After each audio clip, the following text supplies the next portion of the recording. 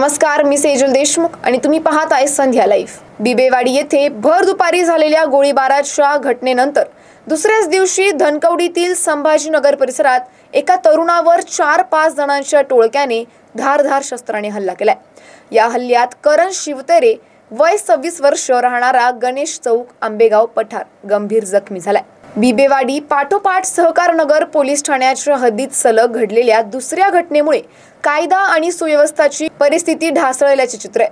पोलिसांनी दिलेल्या माहितीनुसार मंगळवारी रात्री 9:30 वाजता क्रांती सूर्य महात्मा फुले 3 हत्ती चौकाकडून केके मार्केटकडे जाणाऱ्या मार्गावर संभाजीनगर परिसरातील गल्लीत करण याच्यावर हल्ला झाला। हल्ला केल्यानंतर हल्लेखोर पळून गेले। दरम्यान जखमी तरुणाला खासगी रुग्णालयात उपचारासाठी दाखल करण्यात आले। घटनेची माहिती मिळताच सहकारनगर पोलीस ठाण्याचे पथक घटनास्थळी दाखल झाले।